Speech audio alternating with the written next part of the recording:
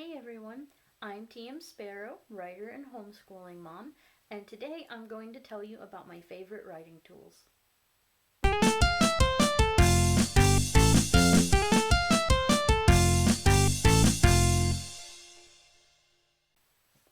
Every writer has their favorite tools. Maybe it's a specific kind of pen or paper, or both, for writing by hand. Maybe it's a specific word processor that they like to use for writing on their computer. I want to share with you my 10 favorite writing tools. I'm not just going to stick to what I used to write with, however. I'm also going to talk about my favorite tools for character creation, managing my platform, and learning new writing skills as well. Also, just a quick note, this is only my second video, so it is definitely not sponsored. I just really love to talk about the things I love. So let's get started. Number 1, Scrivener. Scrivener is probably the tool that I use the most. I use it for writing and revising my draft, and also for creating my series Bibles to keep track of my worlds. I love it because it's so intuitive and easy for me to use. In fact, a lot of people use it in a lot of different ways, so I really love how versatile it is. I know Griffin McElroy uses it to keep track of his notes when he's DMing on the Adventure Zone. Saba Tahir uses it to plan her novels. Kristen Kiefer of the Well Storied podcast uses it. And Piper Drake mentioned on Writing Excuses that she uses it as well. Scrivener is just so well organized and efficient, and it has so many great features to help you plan and write your novel. I don't even use all of the features and I still love it. In fact, I really only use its most basic features because I only use Scrivener for my actual writing and revising, and like I said, also my world and series Bibles. Number 2, Novel Factory. Listen, this is the software that turned me into a planner. I was a total pantser before, but I couldn't finish a novel to save my life. So I started researching all the different ways to plot and plan your novel, and I came across Novel Factory and their writing roadmap. The writing roadmap is a list of steps to plan, write, and revise your novel. The software takes you through each of these steps, or you can just do it on your own and use the parts that you want to use. I'm still kind of new-ish at planning, so I mostly use their steps, although I have modified their writing roadmap a little bit. Still, I use the app for outlining and for writing my various summaries that are part of my planning process, which is kind of involved, but I will do a video on that for you later. That said, I also really love their tools for characters and location organizing. You can also write your manuscript in the app too, but I prefer to export my scene summaries to Scrivener and write my novel there. 3. My Notes app. I would be lost without the little Notes app that I have on my phone. It lets me jot down my notes and ideas or whatever I'm thinking of when I'm not close enough to my computer to do it there. So, if I'm at the doctor's office, or maybe I'm trying to sleep and I have a moment of inspiration, I can just pick up my phone, open my Notes app, and write down whatever I'm thinking of. If you looked in my app right now, you would see poems, some world building notes for my Dragon Riders series, and also some editing notes for Asylum. So it's kind of like having a notebook, only smaller and easier to remember. Number 4, babynames.com. This one is an essential for me.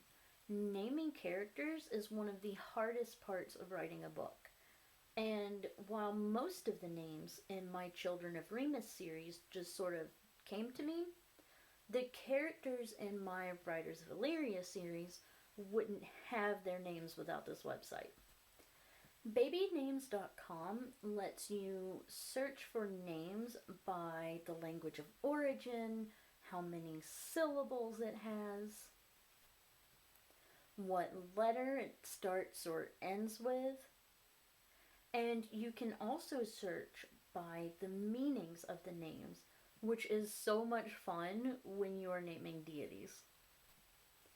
In fact, all of the deities in Illyria actually got their names from this website. For example, I have a gender fluid deity of mischief and chaos, and their name is Varial. And Varial is a Spanish name that means changeable, different. The moon goddess in that world is called Isel, and Isel means moon flood. To be honest with you, using this website to find names is really just fun. Number 5, the character naming sourcebook. I love this book. It has the names all sorted by the language. It lists all the meanings of the names. And while it's not as comprehensive as babynames.com, it's still super helpful if I need a quick name for a throwaway character or if I can't use the internet for some reason. This book is actually how I came up with one of the names of a main character in one of the Riders of Illyria books. Her name is Kiva, which is an Irish name that means beauty, grace, or gentleness. Anyway, the book also has a section on surnames at the beginning of each language section, which could really be super helpful for coming up with last names for characters, and babynames.com doesn't have anything about surnames. So I definitely recommend having something like this book on hand. Number 6, Traits Thesaurus. These are an absolute godsend for character creation. As you can see, I have tons of sticky notes marking the traits that I'm using for my characters, so if I'm ever stuck on how they should react to something, I just open to one of their traits and look at all the information and figure it out that way. It's really helpful. So for example, Lily from my Children of Remus series is cautious. So if I'm ever stuck in a scene with her, I can turn to this page and look over all the information. It has possible causes, such as living in a dangerous environment, witnessing loved ones who suffered calamities as a result of risky behavior, being hurt in the past, being the victim of abuse or crime, fragile health, having overly protective parents. And I'm not going to tell you which one of these is Lily, but one of them is. It also has a list of associated behaviors, which are what are really helpful when I'm stuck on a scene. That has things like asking questions, investigating and researching before making decisions, taking the time to study new places. That's definitely something that happens in Asylum. And then you have associated thoughts and associated emotions, like, she didn't sound confident with those directions. I'll check my GPS to make sure. And some of the emotions are anxiety, suspicion, wariness, and worry. And then it also lists positive aspects, negative aspects, and it even has examples from film. Like this one is Ellen Ripley from Alien. And another helpful thing is traits in supporting characters that may cause conflict and challenging scenarios for the cautious character. So if you're plotting and you have a cautious character, or one of the other traits that are in here, you can get ideas for conflict just right here at the very last section of the book. The negative trait thesaurus is almost exactly the same as the positive trait thesaurus as far as what kind of lists it has. The only difference is that instead of having a section on challenging scenarios, it has a section on overcoming the trait as a major flaw. As a bonus, I also have the emotion thesaurus, which again is super helpful when figuring out what characters are going to do in a screen. And Zima, who is also from the Children of Remus series, is angry a lot, so we will use anger as an example. So we have definition of the emotion. We have physical signals such as flaring nostrils, sweating, eyes that are cold, hard, flinty, a reddening of the face. And then you also have internal sensations like grinding one's teeth or muscles quivering. Then there are the mental responses like irritability, jumping to conclusions, demanding immediate action. I also really like that it has cues of acute or long-term anger, and it has this for every emotion in the book. And it even has a stronger emotion that it may escalate to. Like in this example, it's rage, and it has the page number for that emotion in the book. And then it even has cues of suppressing the emotion. Like for anger, we have using a carefully controlled tone, drawing in slow, steady breaths.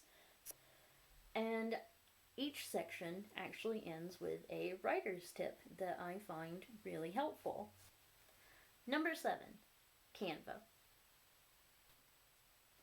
Canva is a free online design tool with an optional paid pro subscription. I do use the pro version, but I've used the free version for a really long time. I use Canva weekly to design my Instagram post.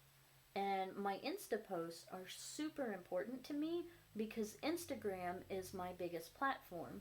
And so of course I want to give my followers quality content.